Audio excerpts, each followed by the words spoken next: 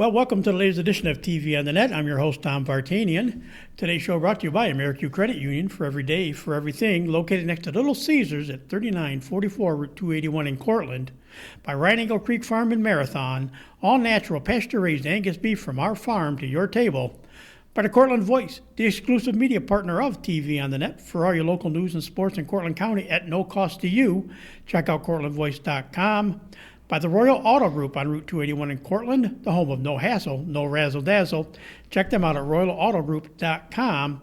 And by Yeaman Real Estate at the entrance to Yeaman Park off I-81, exit 11 in Cortland. Well, we return to the SUNY Cortland campus today to talk to another athlete, and this time it happens to be one of the Cortland High School graduates, girls, no less, and actually got to see her play. Oh, I got to see her play some because I covered Homer, of course, in my days at the newspaper, but she played for Cortland, but there was that one 5th or 6th grade. They played together. Her and my daughter both played together on the YMCA Shockers team, and Dave Hubbard and I think your dad were the two coaches of that. And so joining me today is she's actually now part of the Cortland women's lacrosse team. She's a senior this year. She's the starting goalkeeper, and they've advanced in tournament play, which is a nice thing to say all at the same time. But Paige Potter, welcome. Thank you for having me. I'm very excited to be here. So. Like we said, we've known each other for a while. Yes, we have, like quite a while. But of course, it was always on the opposite side of the spectrum. Like you said, I covered Homer more than, Cortland stuff. Did see Cortland on occasion, but so we'll do that a little bit before we get into what we're going on to now. We'll just do a little bit of the high school, reliving the days. Like we said, you were in youth basketball, I remember. What else were you involved in as far as, like through youth sports? So for youth sports, I kind of did everything that my brothers did. So I was in soccer, I was in basketball, lacrosse. I did a little bit of field hockey. I picked that up more in high school. But honestly, it was just anything that I could be involved in, I was doing, trying to be as athletic as possible. So, yeah.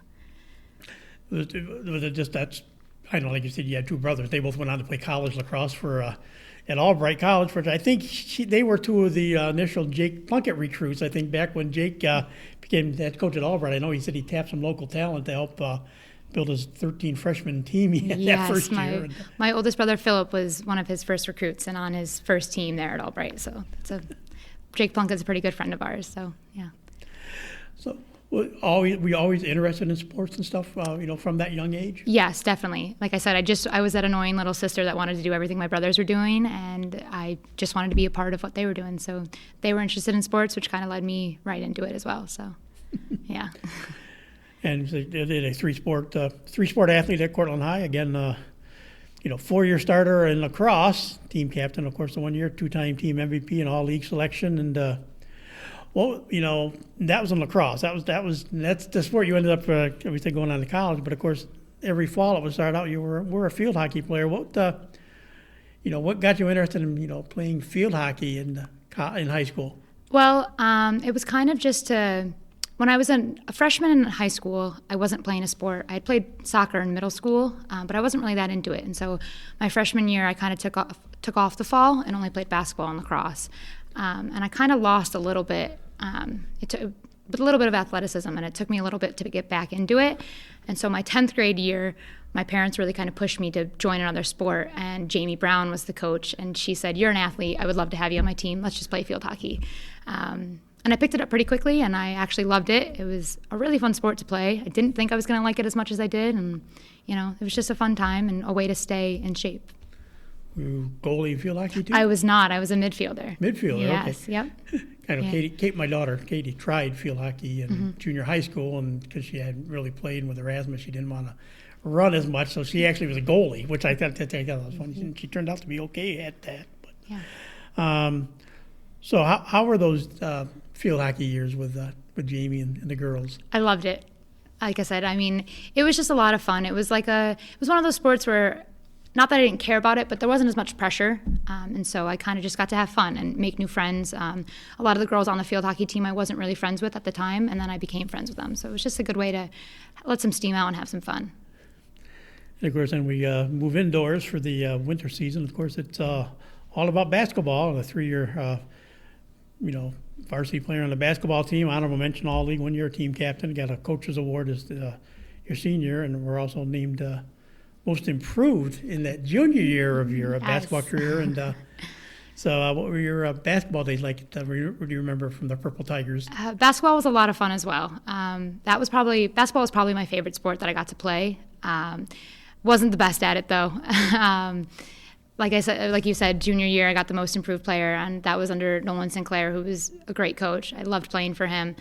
But that basketball taught me a lot of like hard work and work ethic, which then brought me into lacrosse, and being patient and just working hard and learning that to trust the process. You get there if you work the hardest. So, yeah. For those two sports, field hockey and basketball, do you have any specific games you remember that kind of stood out that you really, got your attention over other things? That was such a long time ago. I would say probably my junior year of basketball, we were playing JD. We ended up losing, but we had gone into halftime only down by 4, and that was like a big feat for us because, JD is such a great team. Everyone always wanted to beat them. And I remember at halftime, Coach Sinclair had said to us, if you guys go out there and just believe that you can win, you will. And of course, we didn't win, which obviously is a bummer. But that quote right there has stuck with me throughout all of my rest of my sports careers. I say it to my team quite often now: is if we believe that we can go out there and win, we will. We might not have believed it against JD, but definitely this season we have believed that we will win, and we have. So, yeah. And of course, then in the spring it was lacrosse, 4 years of yes. high school lacrosse, and very good success there as well. And yes. that's where you became a goalie, yeah. isn't it? Mm-hmm. Of all the positions, like we say, especially in lacrosse, why goalie? Well, it's actually a pretty funny story. So when I was younger, like I said, my 2 older brothers, they played lacrosse. Lacrosse was a family sport for us, and I wanted to be just like them. And so every day that they were out back playing lacrosse, I wanted to join them. And I would ask every single day, can I play with you guys? Can I watch? And they would always say no. And I think one day they just got so annoyed with me that they said, yeah, sure, you can play, but you have to be the goalie. And of course, at 7 years old, I kind of was like, all right, cool. I just want to be a part of it. And next thing I knew is they were duct taping pillows, our couch cushions, to my arms, and they put a baseball helmet on me and said, all right, there you go, you can play. And they just started ripping shots on me. And so that's kind of how I started. It wasn't until eighth or ninth grade where I really decided that goalie was what I wanted to do, because I wanted to be just like my brothers and shoot the ball and score and have my name announced, and I wanted all the recognition. But I got a call in ninth grade right before my freshman year, spring semester, that Coach Pace at the time, but now it's Core, she had said, we really need a goalie. We know that you have a little bit of experience, and we really think you'd be good at it. Like, what do you think? And I remember saying, can I sleep on it? And looking back, that was just, so I should have just said yes right away. But after talking to my father, who really pushed me, he had said, this is an opportunity for you to be great, for you to be good at something, and for you to have a lot of success in this. We think you should do it. And so I did, and it turns out I was pretty good at it. And so I kind of just stuck with it. And of course, playing in the, you're at least you're still OHSL back then. I don't think you were Salt City Athletic Conference yet. Mm-hmm. So you're playing more, I'm not saying nothing against the Salt City Athletic Conference, but, I'm used to Homer in the OHSL, and mm-hmm. Everybody goes, well, it's Class B schools, it's smaller schools. But no, you're talking about Skinny Atlases, the Casanovias, the West Hills. Yes. It's no easier than going up and playing in the other conference with the bigger schools anyways. But so what was it like your first game in goal in the varsity game? Pretty terrifying. I remember being very nervous, and I remember it being an away game. And so we had the whole bus ride where I had to sit in the front because, 1, I was a freshman, and 2, I'd also get bus sick. I still get bus sick to this day, so I sometimes have to sit in the front of the bus. But I remember not knowing if it was the bus sickness or if I was just so nervous that was making me so sick. But what I remember also is Coach Catalano, who was my coach all 4 years. I owe everything to that woman. She really taught me basically everything that I know as being a goalie. She had said to me, Paige, we're just here to have fun. Like, you have nothing to lose. Just go out there and do what you know how to do. And that's another thing that I keep with me to this day. Before every single game, I walk up to the cage and I say, we're just out here to have fun. We're just going to do what we know how to do. So, yeah, that's what I remember from that game. And it's easy for the coach or somebody to say, yeah, don't worry about it. Well, yeah, I just got to stop every shot coming Exactly. at me and hope that my team, I know our team can score goals, but I hope that they score more than I Yes. let in. So, I mean, it's not as easy as it sounds. It's not. But, I mean, there comes a level of, like, confidence that you need to have as a goalie. If you don't have that confidence and you don't say to yourself, I know that I can make a save, I know that I'm going to be able to stop that ball, then you won't be able to. So you kind of have to have a reset button just in case you don't save that ball. The next one, I always say to myself, okay, the next one's mine. I'm definitely saving that one. Do you have well, I would consider anybody probably who's played against you probably knows, the strengths and weaknesses. What's the strengths in your game at goal? And Well, never been asked that before. I would say definitely one of my strengths would be the leadership on the defensive end of the field. I really like to step into that role and be a leader on the field. I also think that my lacrosse IQ is kind of up there. I've been playing for quite a while now. I've been watching it for even longer. Getting to play with my brothers and learning from them, watching them. I've learned quite a bit, and so I would say my lacrosse IQ is also up there, and definitely one of my strengths. I know a lot of times they talk goalies, the upper corner or something. There's certain spots are the weakness where you can almost always score against a goalie. Where's your weak spot? I would definitely say my 5-hole. I definitely low shots. I'm a little a little slow to get to the ground, and sometimes it's a little embarrassing. But I'm working on it. We're working on the hands getting down there. So as you're going through high school and getting ready to, decide where you want to play, what made you decide to come to SUNY Cortland and end up playing lacrosse here? This is another kind of funny-ish story. So the summer before my senior year, I just finished lacrosse season, in the spring, and my dad was looking for me to, start looking at colleges and get to the next level of lacrosse. And so he had reached out to Coach Orr, who is the head coach here at SUNY Cortland, and had said to her, do you have any players who maybe want to just shoot on her during the summer? We're just looking to get her ready for college. And she had said, I'll shoot on her. I'll work with her one-on-one. And she had said, we'll also set her up with our strength and conditioning coach and get her working out with him twice a week, just trying to get her to that next level. And I remember the first day that I had met Coach Orr, we had met at the high school on the grass fields all the way in the back in the swamp. And she had asked, what schools are you looking at? And she kind of was hinting at Cortland and asking if Cortland was on my radar. And I just said, I completely shot it down. I said, nope, I want to leave the town. I want to get kind of as far away as possible. And she was like, oh, okay. And she was a little bummed out. And then by the end of that summer, I was committed to Cortland. And so Kelly Orr is definitely the main reason why I came to SUNY Cortland. I wanted to play for her. And so, yeah. And of course, it's been a learning experience as you've gone along. I mean, your freshman year, got some playing time back in that freshman season. I kind of looked at us, I think it was about maybe 3 games or so you got into that first year. But of course, you're the new kid on the block compared to who was the goalie at the time, and the person that you kind of were, learning from, as far as what college lacrosse is about. Well, actually, I came in with another freshman goalie. There was 2 of us at the time. Her name was Annie Casey, and I learned a lot from her. Probably the biggest thing that I learned was just a healthy competition. Since we were both freshmen, neither one of us had ever really competed for a starting position like that. And unfortunately, I had a few injuries my freshman year, which I was out for, I think, a total of 5 weeks, which kind of just, put me behind.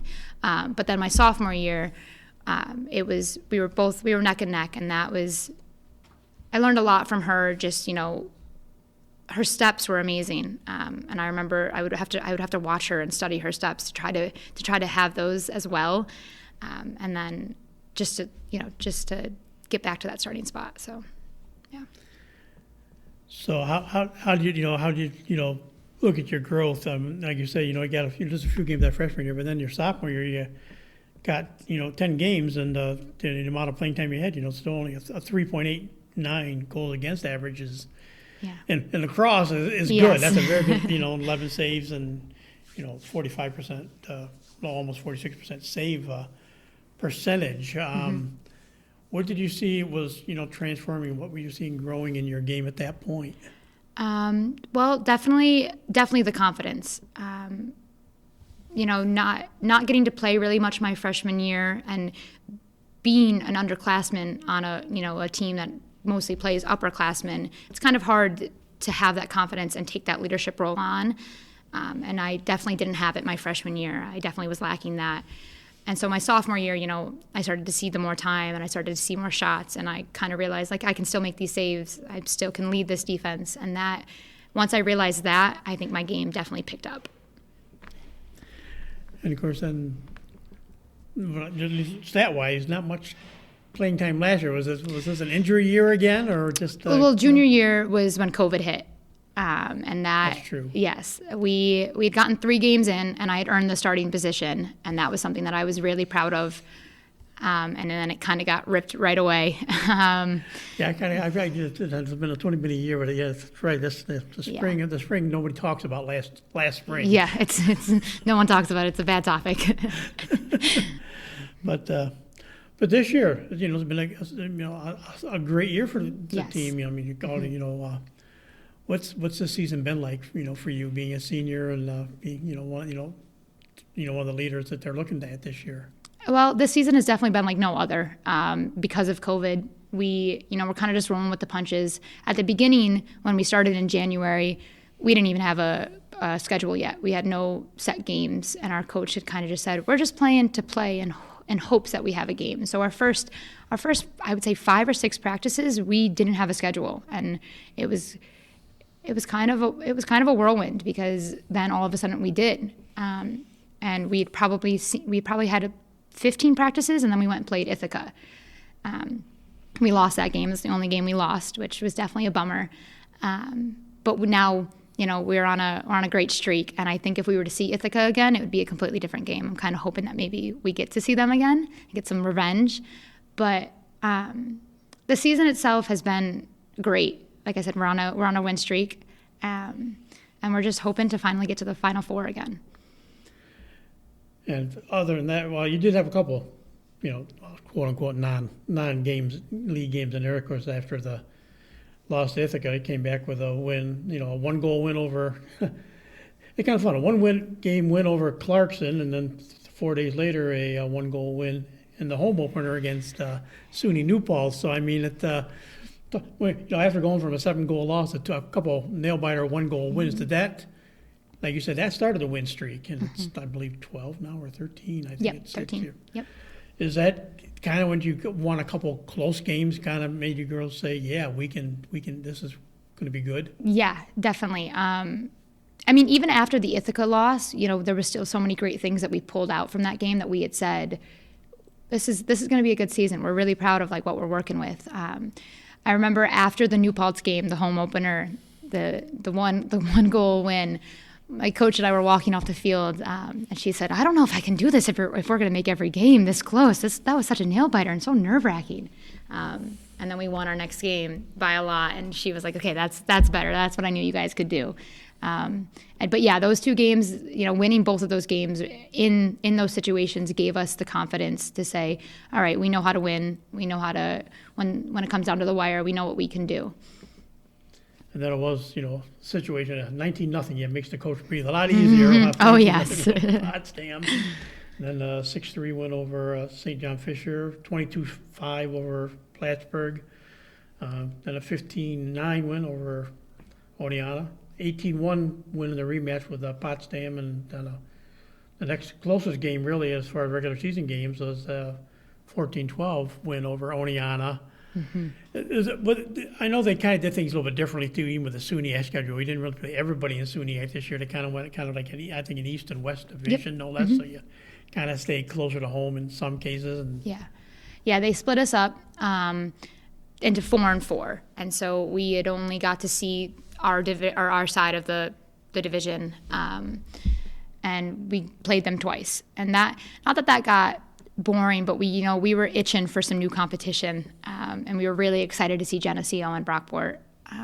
We were, like I said, we were excited for new opponents, new players, new shots, new offenses, new defenses. We were really itching for that. So. And of course, SUNY, Geneseo and Brockport came in the SUNY tournament. So. Yes. And funny, when you think of the SUNY team, I think a lot of the spring sports, you think of Geneseo and Brockport are strong in a lot of sports. So they are. What were those two SUNY championship, the semis and the finals like as far as the SUNY tournament? Nerve-wracking. I'd never played in a SUNY game before, and so that was pretty nerve-wracking for me. But my team is very good at rallying behind each other and supporting each other and getting the energy up and being very excited about games like that. We like to say that we rise to the occasion when big games happen like that. And so that was just a lot of fun, to see everybody supporting each other and having fun, and to come out with a win, obviously, is just, and to bring back the SUNY trophy back to Cortland was definitely a highlight of my career here. So, yeah. Then of course it's you got a good bid for the NCAA tournament, and went on the road for 2 games and yes, came up with 2 solid wins. They weren't like really tight wins. 2 good wins to get through the first couple rounds. Yeah, those we actually got to fly down to Tennessee this past weekend, which was a first-time thing for our team. We had never flown together, which that was an experience that I'll remember for the rest of my life. It was just, what a fun time, But those were hard games. I know that we came out with good wins, but they were definitely hard and physical and hot. We were not prepared for the weather down there. We're used to playing in 60-degree, having sometimes to wear Under Armour and playing in snow, and down there it was 80. Out on that turf, and there was no wind, and there's just the sun beating down on you. So that was definitely something that we weren't prepared for and definitely needed to get used to. But we pulled together and came out with a win in both games, which was really, really awesome. And I went down the first week of March. I was in Tennessee. I got my older daughter lives in Tennessee, so I went down there, and up here it was like 30 and 40, maybe it got up to 50 a day or two. But I'm like, every day I'm waking up, it's no colder than 45 in the morning. By midday, it's 60 to 70 and sunny, and it's like, I could get used to this real fast. It was a nice change from the winter we'd had, anyways. But so, like we said, trying to line up this podcast to do with you today. Yeah. Like crazy. I figured, it'll be the next Sunday, so I'll give her the Monday to get settled back, and find out you didn't get back till Monday. Then yes. Then of course it's finals week and the graduation walk. Mm-hmm. Are you going to get to do that before the tournament's over, or are all the athletes going to have like their own little? Well, most of the athletes actually get to walk in the graduation. Normally, Cortland women's lacrosse players do not, just because we are always playing, and so unfortunately we will not be able to walk in it. But we do get, most years we get a little special something for President Bitterbaum. I'm not sure if that'll happen this year just because of COVID again, but if not, I'm sure our parents will have us walk around a little stage or something, because they definitely want to take those pictures and see us with our diplomas, because that's what we're technically here for.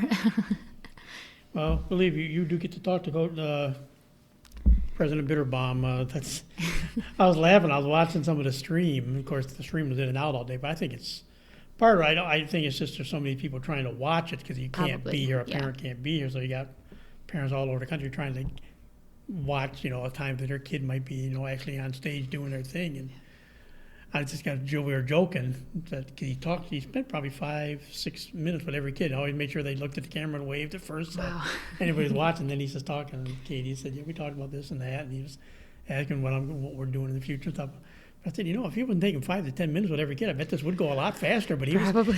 But I also I looked at it at the same time, knowing him, because I got to know him during Jets camp, especially. Mm-hmm. Well, plus his daughter used to babysit my neighbor Christella Yanta's kids. Oh. So I got to know him when his daughter was a babysitter next door.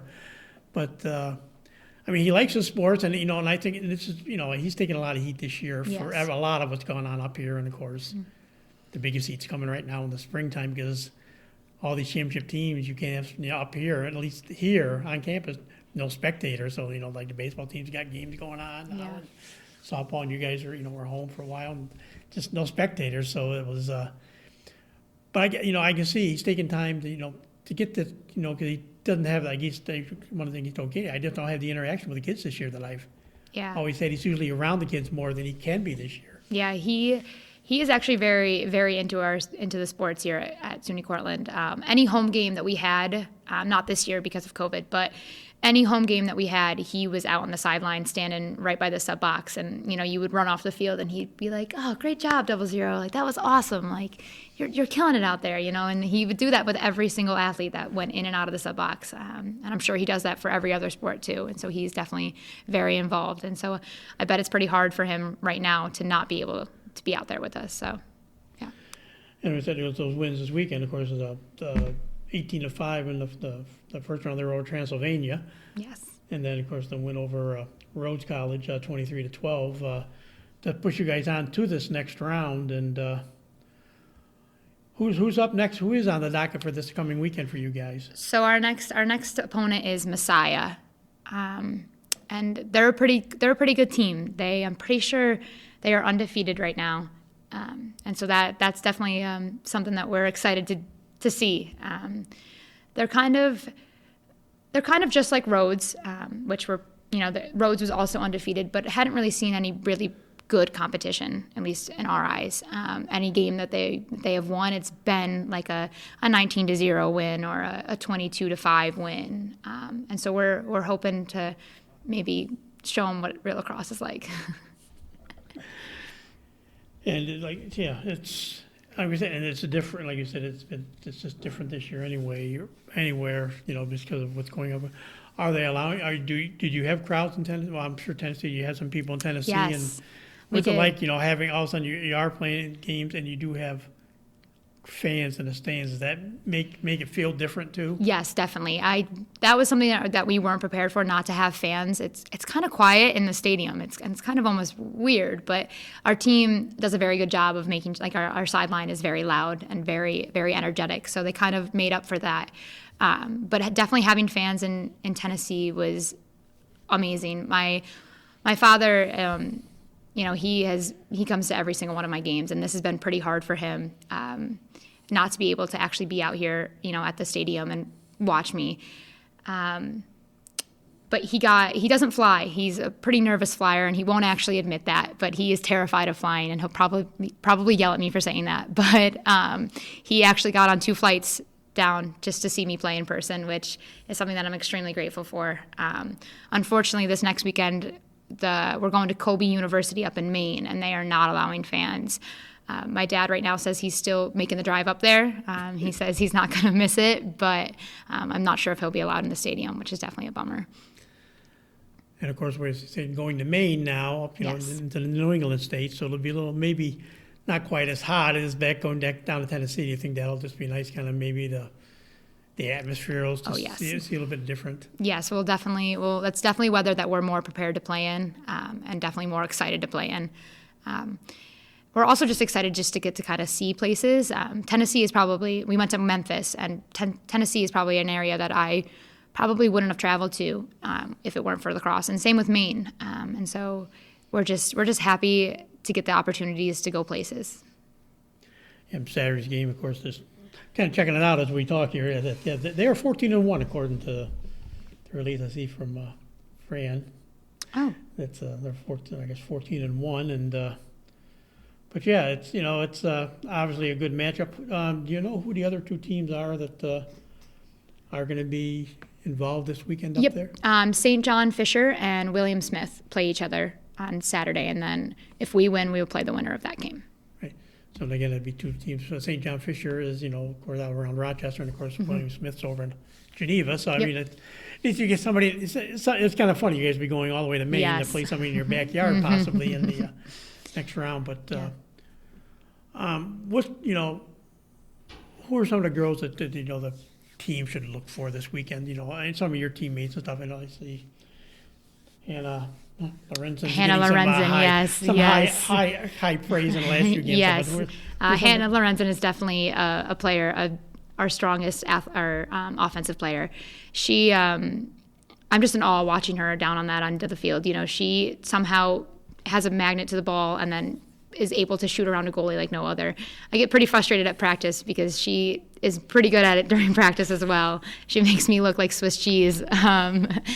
But yeah, she and Cecilia Procopio, who is number 14, the two of them have a pretty good chemistry down there. Cease is she's a high attacker and she just feeds the ball so well. And so the two of them work really well together. I mean, our whole offense, though, I would say we don't have a weak link on that offensive end. I think our whole team is just very strong. But on the offensive end, we have a freshman, Toni Cashman, who definitely has stepped up this year. She has a drive and a shot like no other. Sometimes I get a little scared of her shot. She just whips it. She definitely leaves some bruises on me. And Hannah Tiso, our lefty attacker, is absolutely outstanding as well. And then, our whole midi line, we have two midi lines that are very, very strong. And then, girls that come off the bench and our second line of attackers are also, they all can step up and they all can put the ball in the back of the net, which is just, I think, something that a lot of teams don't have. And I'm extremely proud of our team for having. And, of course, your best friends. Yes. Those in front of you on defense, who are the ones that are helping you guys have the success this year? Yes, my defensive line is very, very strong this year. One of my best friends, her name is Kayla Sweeney. I live with her, and she, number 5 on the team. She is an absolute unit. I would not, if I was an attacker, I would not want to be playing against her. And then Katie Fleming, who is also one of my best friends. She just won the Red Letter Award for our team, which, go Katie, very proud of her. And then Kayla Petrie, who was named first team SUNY. She's also a starting defender for me. And the three of them were all seniors. And Katie and Kayla Petrie and I are all 3 captains. And so I've gotten pretty close with the two of them. And just honestly getting to play with your best friends just creates such a chemistry. And, we all trust each other. We all work well together. And that just, I think, is something special that we have going on down there. And if I'm not mistaken, you don't have your head coach this year. She's kind of off being a mommy right now. Yes. And so you're the assistant coach, like you say, all of a sudden she's been thrust into the spotlight this year to, coach. So you've pretty much had her almost all year. The assistant yes, coach. Actually just all year we've had Coach Medeiros. She definitely stepped up to that role. She's a great coach. I couldn't imagine, stepping into a team, that fully had trusted their past head coach and then, had to come in and kind of, she didn't redo anything, she kept Cortland Lacrosse as Cortland Lacrosse. She just made us better. And I'm actually really impressed with how she's done. Her lacrosse IQ is through the roof, and the way that she knows the game and the way that she knows how to coach is unreal. She's probably one of the best coaches that I've ever had, so. So does Coach Orr stay in contact with everybody? Oh, yes, definitely. Yes. Probably gnawing at the bit. God, they've won 14 straight games yes. here, and I'm not part of it. But I know. Yeah, she definitely, after every game, she sends us a quick text, and it's like, I'm so proud of you girls. Like, you guys absolutely played amazing. That's how a real team wins. She also texts us during the games, like individually, which is always kind of funny. Girls will be like, oh my gosh, Coach texted me. And it'll be like, oh, great goal, or like, that was such a good assist, or great save, and it's just little things like that are, keep her in touch. So, yeah. In that vein of things, like you say, you've built camaraderies here, with your college teammates and everything.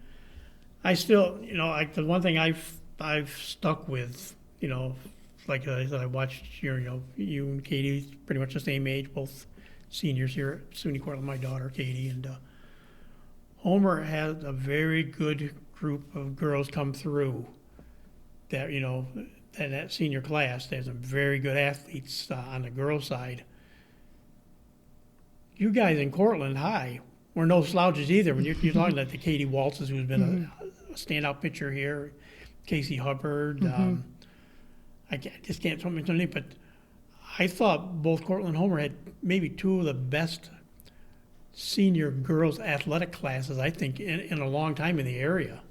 I would agree. Yeah, I'm not sure why or how. Maybe they, all fed us something when we were younger. But I remember we had some really great athletes all across the board in all sports. And like you said, both Homer and Cortland. I remember, the Homer-Cortland rivalry was always so much fun, and it was always a good competition because the girls were so good.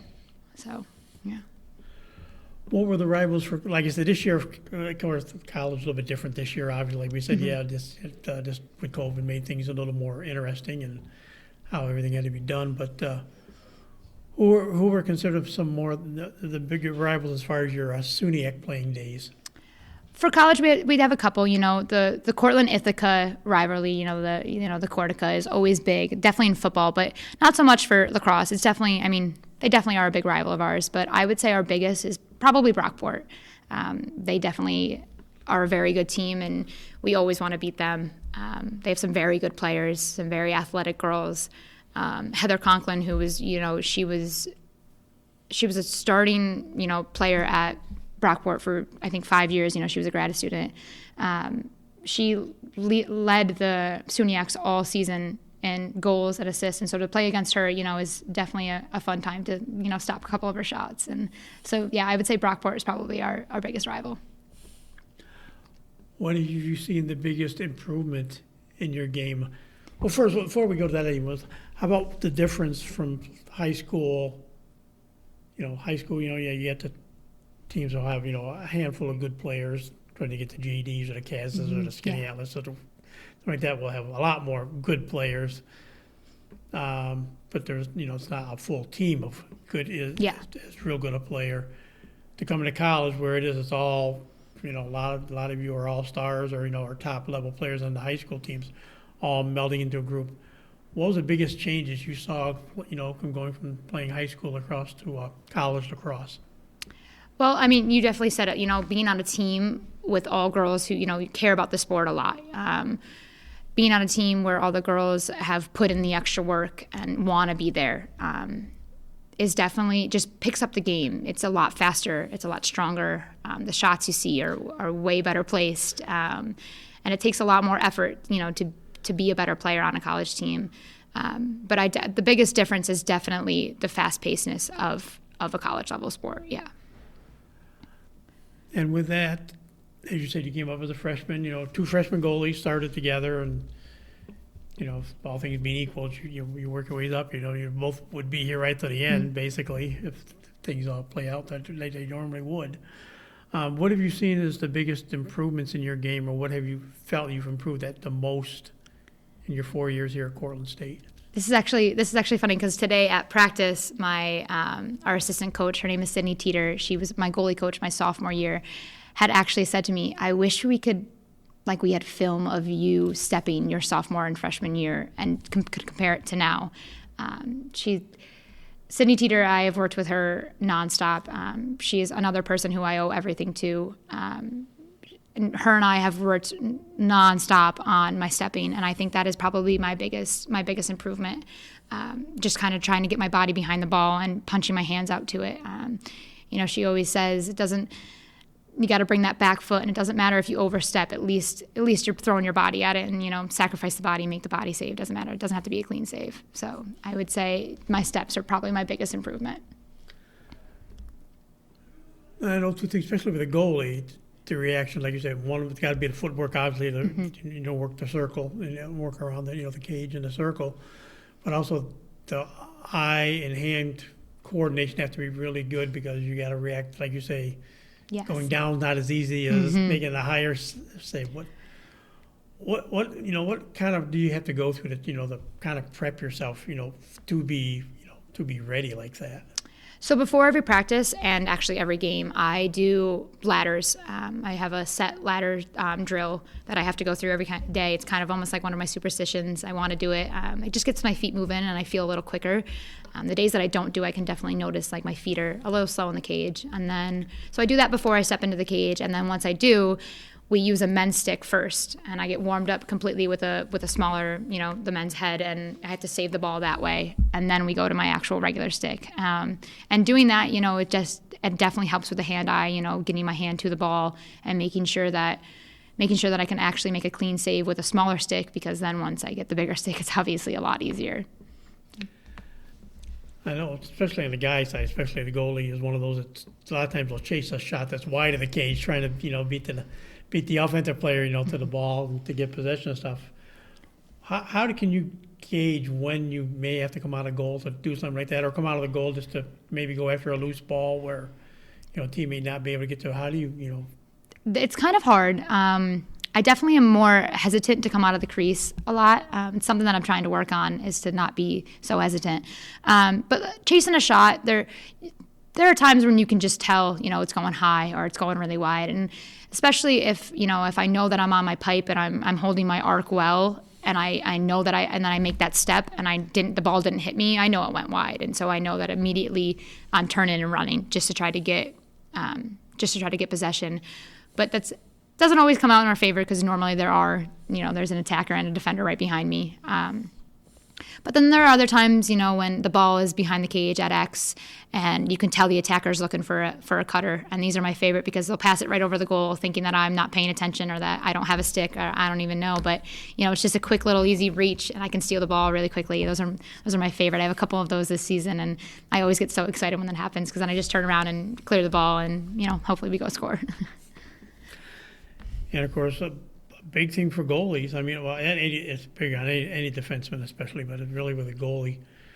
It's clearing the ball. When sometimes, like you say, sometimes it's better to stay closer to the crease and try to make maybe a longer pass unless somebody's close by. But how do you know then when maybe I can venture 5, 10, 15 yards? Help bring the ball up a little bit. Yeah, like I said, I used to be pretty hesitant to come out of the cage, but this year I've definitely tried to push myself, and I on every clear, any settled clear. Well, obviously, when you make a save, your first look is to get the ball out as quick as possible, because with the shot clock now, you don't have that much time, and so, the first look is definitely as fast as you can. But if we're in a settled clear, I like to try to push myself to get at least outside of the 12 meter. Which I don't really enjoy, but it makes a clear to a high attacker a lot easier, as they're cutting back to the ball. Kind of like how you gauge it, though, is if you see them, you can't hesitate and you throw it. That's always what I've been told, because once you hesitate, then they're not open, and that's when you make the mistake. And so it's kind of just like you got to pull the trigger and pass it and hope for the best. Now the age-old question. Like you said, you threw, pillows on your arms and wore a baseball helmet for learning. And of course now women's sport, it's not as much quote unquote contact as it is with the guys' sport, and of course for the shooters it's more of a narrow pocket to work with and different things. Mm-hmm. What were your thoughts on some people say why do they have to have two sets of girls? And I guess the fit, like we say, we always kind of joked when I covered girls lacrosse games at Homer and stuff. Mike Carboyne was the AD at the time. We'd come in and you'd hear a whistle. Yep, shooting space. There's all these different rules where if maybe gave you guys a regular helmet and the pads like the guys have. Do you think would you rather see it a little more physicality like the guys have and not as much whistles, or is it better? Because a lot of people say this is a more pure form, like the Indians want it to be a more pure form, because the women's and girls' game it does rely more on passing and stick control and things like that. So what your thoughts on one way or the other? I mean, I can see both sides of it. My teammates, we actually talk about this quite often, where we get a little aggressive. We're kind of a very physical team. And so someone the other day had said, if you would put helmet and gloves on me, I think I'd be way too aggressive and I would probably start fighting girls. And so I think, them not doing that is good, because I think girls can be just as aggressive and physical as guys.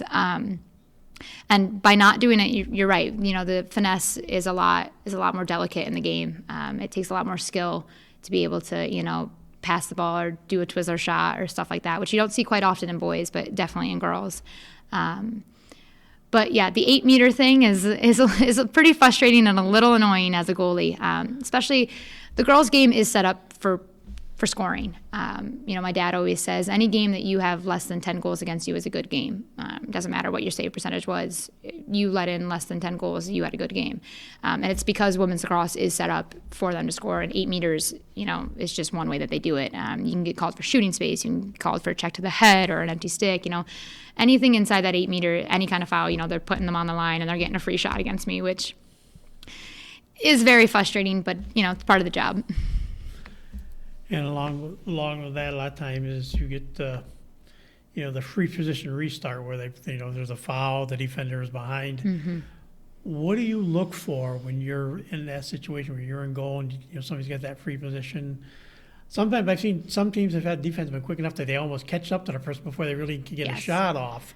But how do you approach one of those a free position restart like that? Because I guess it's probably 80% of the time somebody's going to score on that. The person with a shot. How do you prep for that? Well, so the first thing that you do is you make sure that your defense is where you want them to be, because a lot of teams now are getting strategic and learning that if you're on an outside hash, to send the ball over, because then you got to move the goalie, and then it's a dump right behind us. And so I try to set up my defense the best that I can to make sure that there's none of those. Our team calls them banana passes, and our coach will be screaming banana, and then you're either getting a better shot or you're getting a better hash to shoot from. After I do that, though, then I kind of try to make sure that I'm set up. I always hit my pipes and make sure that I'm in the right position, and then I start looking at the player, and I, obviously if they're have their arms back and they're cocked and ready to shoot, they're just going to rip it at me, which I would almost prefer, because it gives me a little more time to find the ball.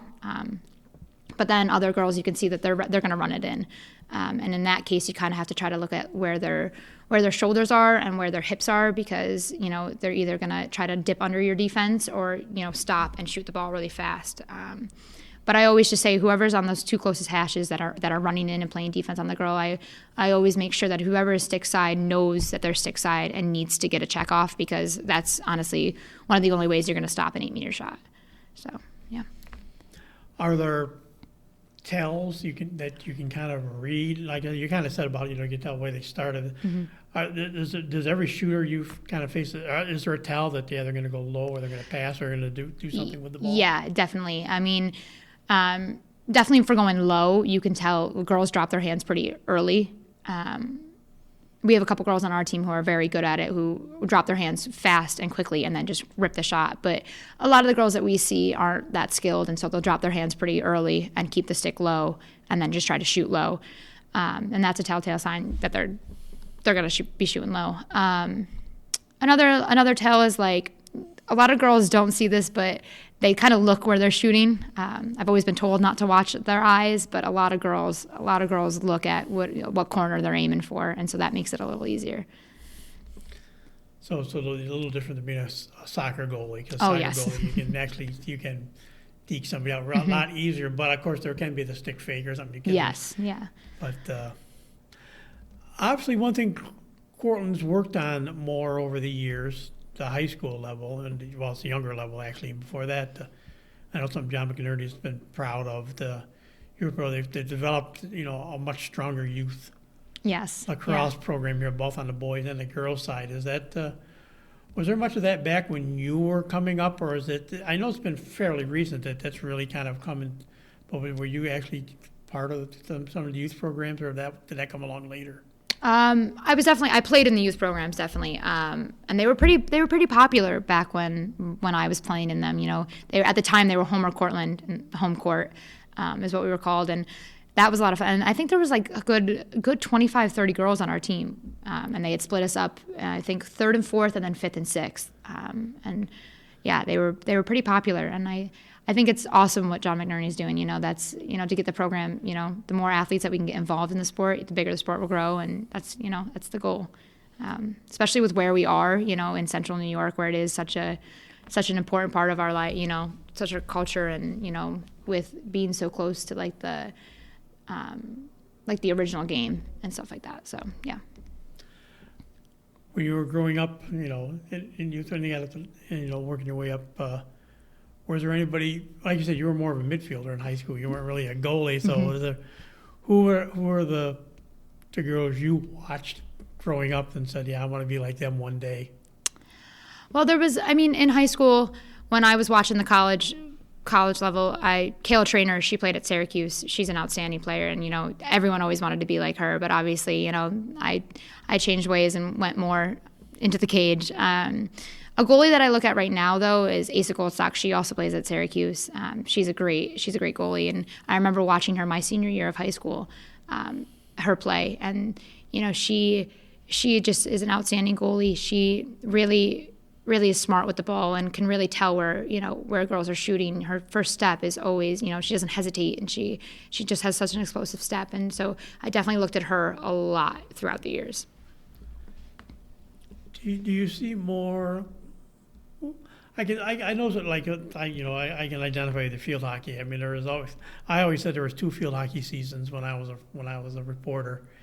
You had the regular season where Homer was not really very good, but Cortland had good teams. Cortland in other years struggled a bit. But I always knew we got off grass, the postseason rolled around. You'll sometimes start watching marathon field hockey because you put year after year you put those teams on turf, and they're just a totally different game, and it's a different level. Do you find that much that kind of disparity? Now, of course, everybody plays on turf anyways, now in college pretty much anyway, so the turf part is not one way or the other. But you can see the difference in levels of programs in high school. Do you still see can you see a big gap in programs, or is it a little bit more narrower gap because of the level of play? I would say I think it's a little narrower because most teams now do have like the same opportunities, and they're playing on, like you said, the turfs and stuff like that. I definitely think that like the sections that is it still like Section A, Section B, C? Those are big gaps. Yeah, those are the difference between those schools, but that's just because of how many people are at those schools. In high school, we were always Section C, and then going, sometimes in like we would play Section C in field hockey, but then in basketball we were A, and so there's the big gaps between those definitely. Yes. Well, it's funny. Yeah, you watch Section 3 to Section 4, but the classes. Yeah, you see the big disparities in what the classes are. Any aspirations of going on to play lacrosse more after you graduate college? A little bit, yes. Because of COVID, they gave every athlete another year of eligibility. And that is definitely what I'm going to do next year. I'm going to come back and play a 5th year. I'm definitely not done with lacrosse yet. I definitely have some more gas left in the tank. I think a lot of my fellow seniors are also going to be doing that, which is just really exciting. But I think after that, I'm probably not. I'll probably go on and finish my master's somewhere else, and just get my life started. Yeah, because like as a field hockey, I know you got the Olympic teams and you got lots of. Are those same opportunities more, international level for women's lacrosse? Yeah, there are definitely some international teams, and they're I would say they're competitive, but they're not very popular, and they're not very broadcast. They don't get the same coverage that a soccer team or a field hockey team would get. But there are definitely some teams out there, but I just don't think. Who knows? Maybe in a year I'll completely change my mind, because a year ago I was definitely not going to be doing a 5th year, and now I am. So who knows? Is part of that 5th year the fact, like you said, this team's had such a good run, and like you said, a lot of your teammates are talking about coming back. Is that part of what? Yes. Let's do this. Yeah, definitely. In the fall semester, I had told Coach Orr I was going abroad to get my master's, and because I wanted to once again be out of Cortland, get as far away as possible, and somehow by another 4 months down the road, I was asking her for a letter of recommendation so that I could get into grad school here and play a 5th year.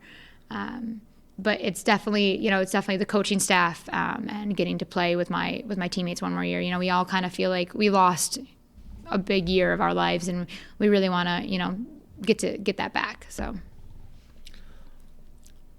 we'll talk about that. Let's talk a little bit about, like we said last year, guys. The men's team was off to a real good start and stuff too, and you guys, not a bad start, but it's.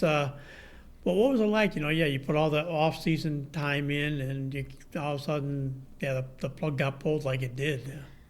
It was really hard, and I know it wasn't just hard on me. Our whole team, when we had found out that it was our last game of the season, we were all pretty devastated. Our Coach Orr was also devastated. She had called each senior individually, and had to try to apologize for how awful the situation was.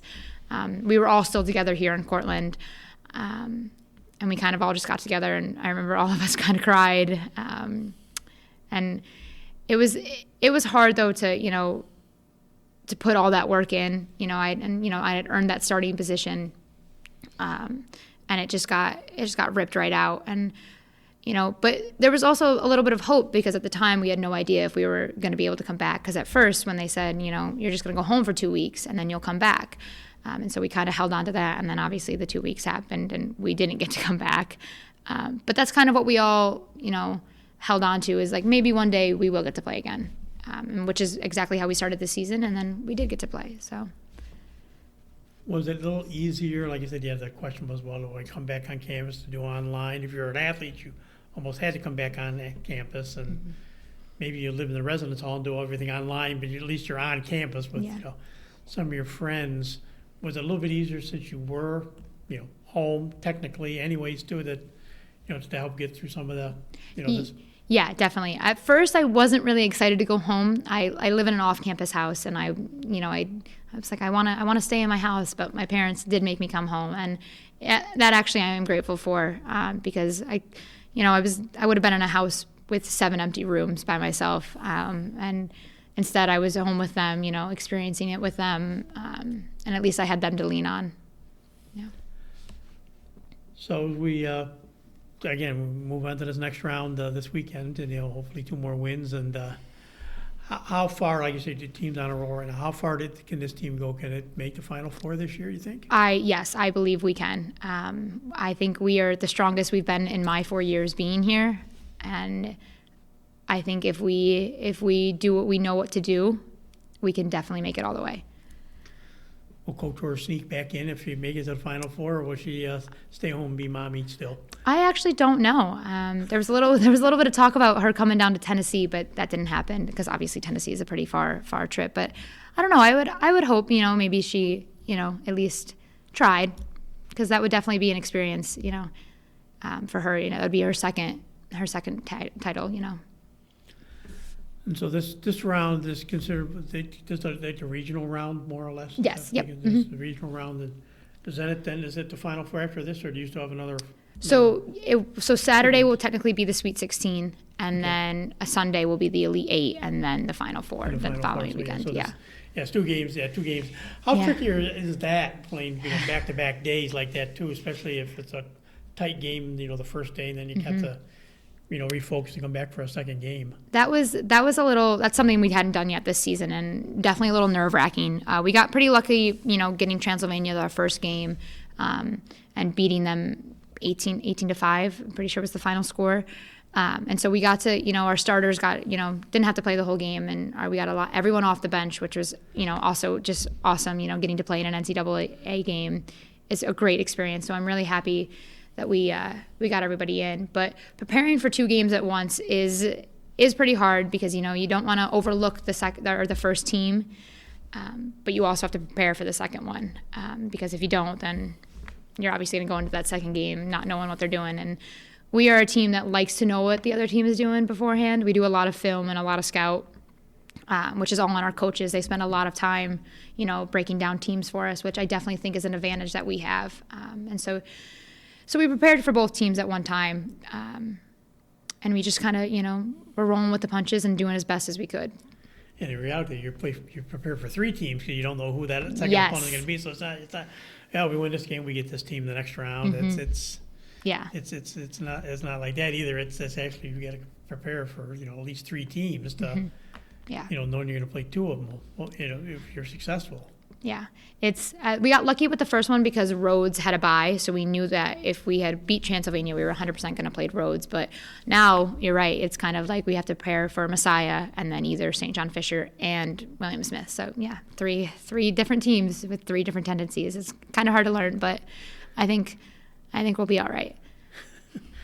Well, Paige, I want to thank you for taking time to talk to us. Like we said, it's a crazy week. It is. I don't know what Katie's juggling, but Katie's juggling finals, work, and getting her walk out of the way with today, which I think is funny. She had her walk today, and she's still got a final tomorrow. But that's weird how that happens. That's COVID. That's COVID. Yes, it is COVID. That's thing to go with it. But glad we could squeeze in some time and talk today. Yeah, this was a lot of fun. Best of luck this weekend. Yeah, thank you very much. And that'll do it for this edition of TV on the Net. Today's show brought to you by AmeriQ Credit Union. For every day, for everything, located next to Little Caesars at 3944 Route 281 in Cortland. By Right Angle Creek Farm and Marathon, all natural, pasture-raised Angus beef from our farm to your table. By the Cortland Voice, the exclusive media partner of TV on the Net. For all your local news and sports in Cortland County at no cost to you, check them out at cortlandvoice.com. By the Royal Auto Group on Route 281 in Cortland, the home of no hassle, no razzle-dazzle. Check them out at royalautogroup.com. And by Yeaman Real Estate at the entrance to Yeaman Park off I-81 Exit 11 in Cortland. So for my guest, Paige Potter, and yours truly, Tom Vartani, thanks for listening, and we'll talk to you again soon.